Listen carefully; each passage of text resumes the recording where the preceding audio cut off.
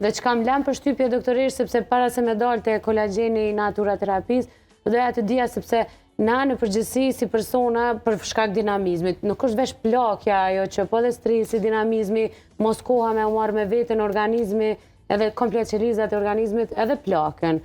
Por gjithmonë japim vetës energji me çaj, me kafe, me gjana të cilat mendojmë që na ndihmojnë, por e harrojmë që produktet bio të natyrës që na jep vetë natyra janë shumë më të mira, siç është matcha për shembull. Po, edhe gjithmonë është në trend duke u rikthy tash, ndoshta edhe në kushtet e banimit, për shembull, fillojnë të ndërtohen shtëpitë si kanë qenë më herët, te ushqimi bile edhe më shumë janë duke u rikthyer.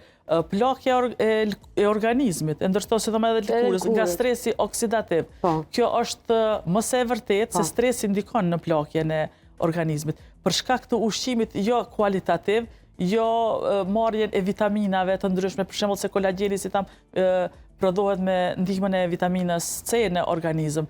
Për shkak të trendit të jetës natyrës shumë të ngjeshur të punëve, atëherë ne kemi harruar, si të thëjmë fare, ashtu të kujdesemi për shëndetin tonë.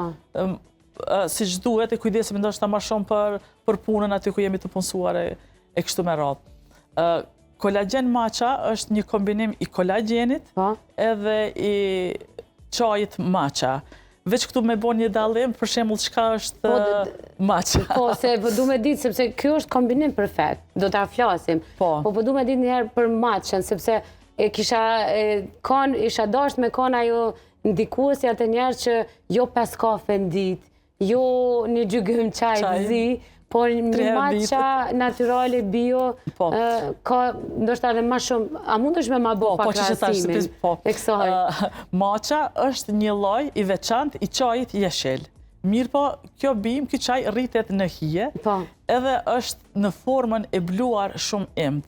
Tash dallimi vjen, ku është dallimi ndërmjet matchës edhe çajit jeshil. Çajin jeshil ne e marrim vetëm ekstraktin, do me thonë zihen në gjethet edhe ne e marrim ekstraktin. Kurse matcha bluhet plotësisht, do me thonë e kemi komplet frutin, do me thonë çajin jeshil. Dhe për këtë arsye përmban më shumë antioksidant. Se ne çajin jeshil e njohim si një antioksidant kundër stresit oksidativ, stresit mendore, kështu me radhë. Ndërsa matcha ka më shumë.